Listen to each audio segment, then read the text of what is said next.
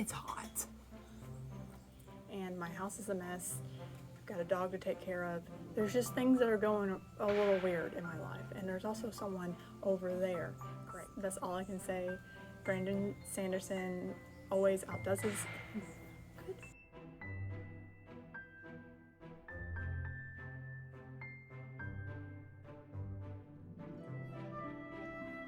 Hello. It's been a while. I had this vision that at the beginning of the year, I would start documenting for each month the books that I've read. It didn't work, and it kind of snowballed into this impossible task for me. My life got really busy, I started traveling, and I just knew I couldn't keep up with this. So I decided to do the mid-year book freakout. I don't know why it's called freakout, but it's a tag, and I thought I'd try it. And I answered most of the questions, and I tried to also make sure that I didn't include a book twice, and I tried to put at only one book per question. Didn't always work, but I thought I'd try it out, and it would be a good capsule of what I've read this year, halfway through the year. So far I've read 61 books. Now this is a mixture of audiobooks, graphic novels, children's books, a few picture books, and also normal physical books too. Now, I get a lot of my books from the library, I get a lot of my books from used bookstores, and I'm also cycling through books, so I'll read them and then I'll either give them to someone else or I will go to a used bookstore and exchange them. I feel like that's the best way to go. So let's get started with these mid-year book freak-out questions, okay? So the first question is, best book you've read so far? So I'm trying not to repeat any of these books, and most of the books on here are good books. So I'm going to give some books that I read that I couldn't include in any of the questions, the next questions. So, How Do You Live, which is about a young boy in Japan, has a very interesting history as a book. It is going to be made into a Ghibli film, and it's really hard for me to explain this book.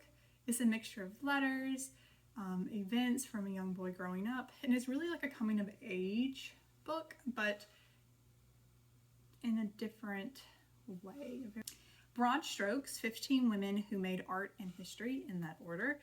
This is a book that a friend gave me, and it's a fabulous book on 15 female artists.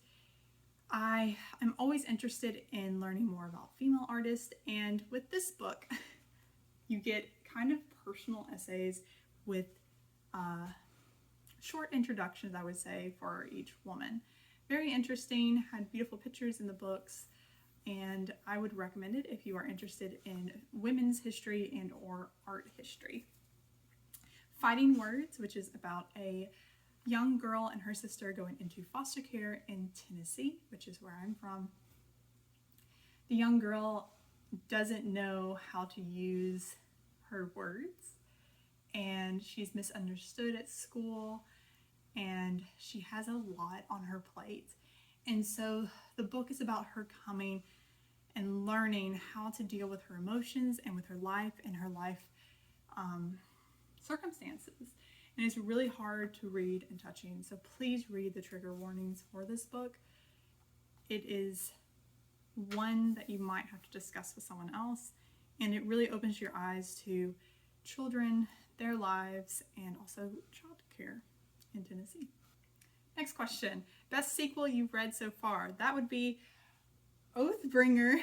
I'm looking back because I have the books here. Oathbringer and Rhythm of War. These are two very, very long books by Brandon Sanderson. He knows what he is doing, and he is definitely writing some awesome sequels to the Stormlight Archive. Now, I know I missed some things. I'm not the best at remembering all the different characters and gods and goddesses, so I know I missed a few things, and I definitely will have to do like a reintroduction step by step on YouTube or somewhere else for the next book, which maybe will be out in a year or two. But I highly recommend the Stormlight Archive books if you've not read them. They are great books, very long to get through, but they have a great audiobook too that you can listen to. Okay, I'm not going to explain them, sorry. New release you've not read yet but want to.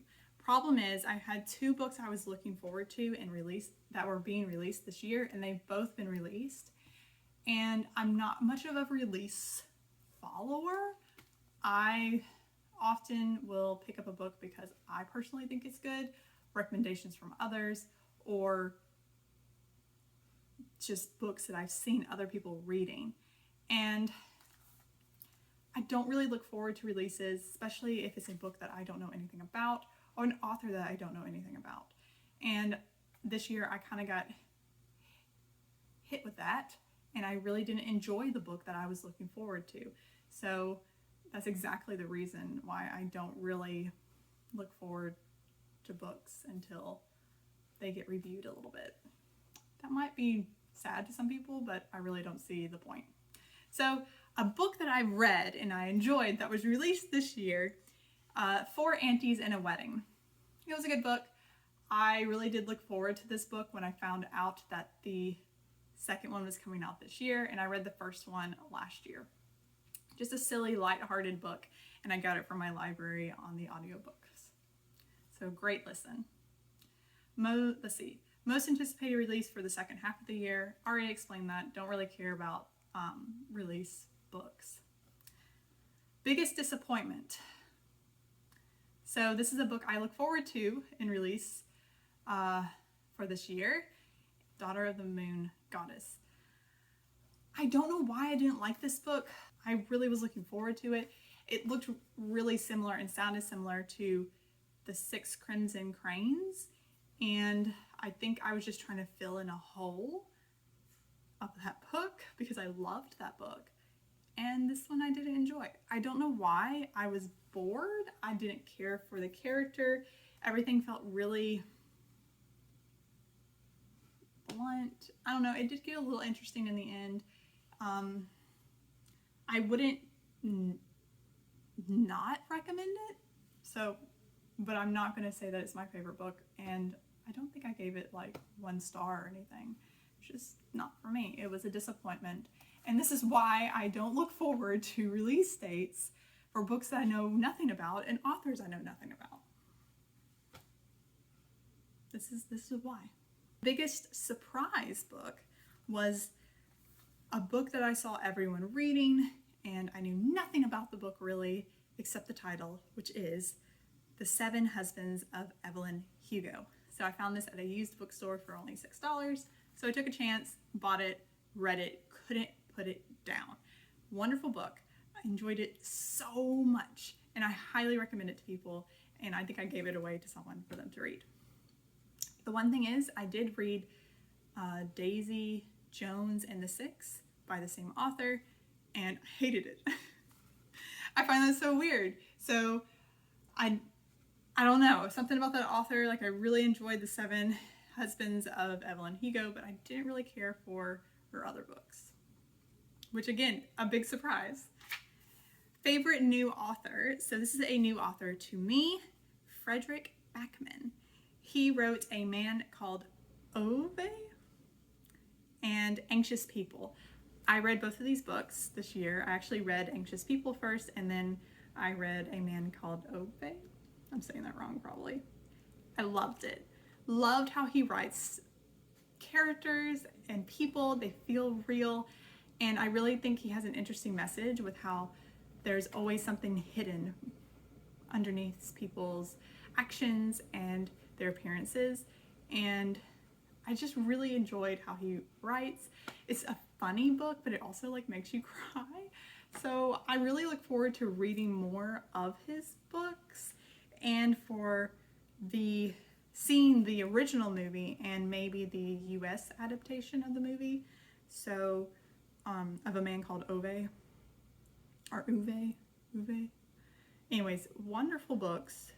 He's a master at like writing books about people, and I love it. Love it, love it, love it. The next one is Newest Crush, and I'll go ahead and say the next one also. Newest Favorite Character. I'm not much into crushes in books. I do read those romantic smut novels here and there, and you know, teenage YA love interest usually walks in certain books, but I've never really had that many crushes on characters, so I am repeating here books. I really like is it Adolin and Shalyn from the Stormlight Archives series. I just like them as a couple. I really enjoy both of their characters, and they're very complex and interesting to me.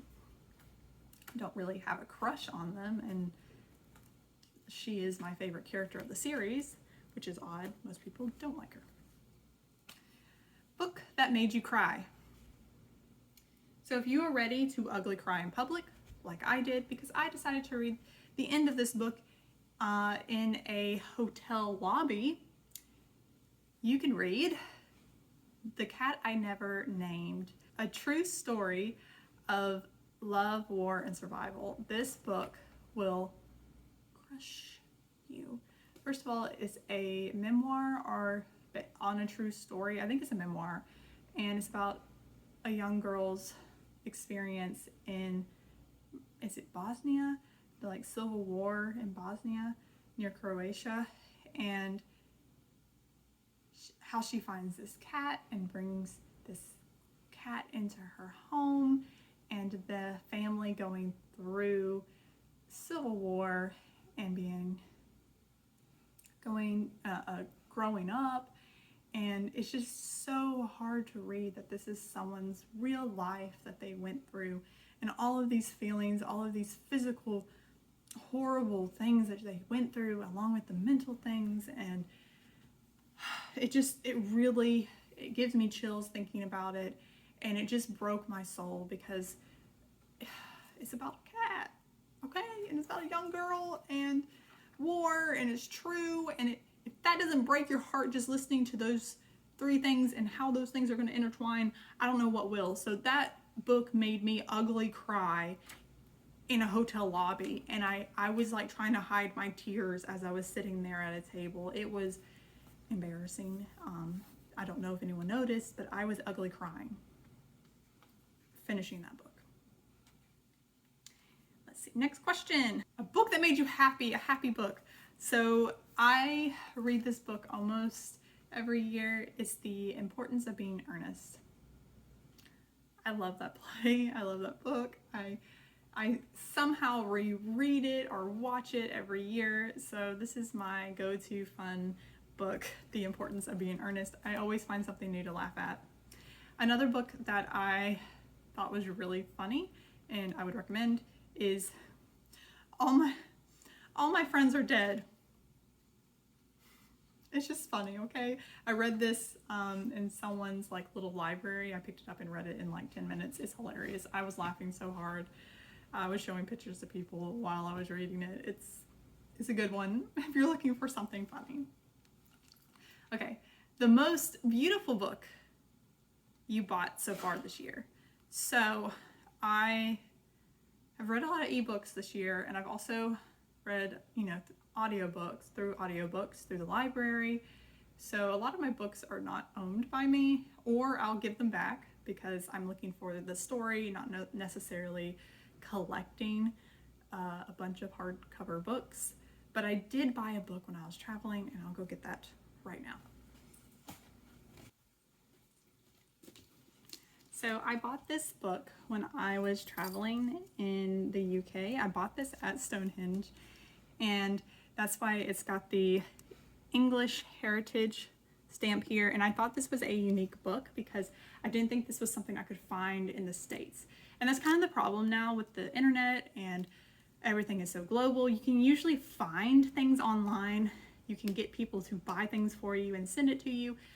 And so books, there's no reason to buy them abroad unless you're just going to read them. Anyways, But I love this book because it has these beautiful illustrations, and it's kind of like short stories, I think, with these kind of like scary illustrations. And my husband is trying to get into horror, so I find like these might be kind of fun, scary stories that he would like to read and that I might like to read, and I might pick this up more around Halloween. I really don't know how scary they are, but it is a very interesting and beautiful looking book. It's got the little hair on it that's really cute, and I don't know, it just seems like a beautiful book to add and collect to my bookshelf. What books do you need to read by the end of the year? I do not do a big TBR, to be read list. I don't really see the point of those because I often have books around that I want to read, and I will pick those up when I feel the need or feel inspiration to pick that book up. Or I'll read books with no additional knowledge of them, pick them up at the library and just try them out. So I'm very much a mood reader, but I would like to reread Lord of the Rings trilogy by the end of this year. And I feel like it is doable, yes. But to make it even harder, I would like to reread them before the Amazon release of the like Silmarillion retelling, the Rings of Power, which I hope turns out good. And finally, favorite book to movie adaptation you've seen this year. So I've not really watched a lot of movies, and I've not seen a lot of movies this year that are book related. Around the World in 80 Days. I watched this on PBS, public TV, and I thought it was pretty good. I've never read the book, Around the World in 80 Days, so I have no idea how accurate it is, but it was a fun TV series to watch, and I really enjoyed it. So I recommend it if you're into like old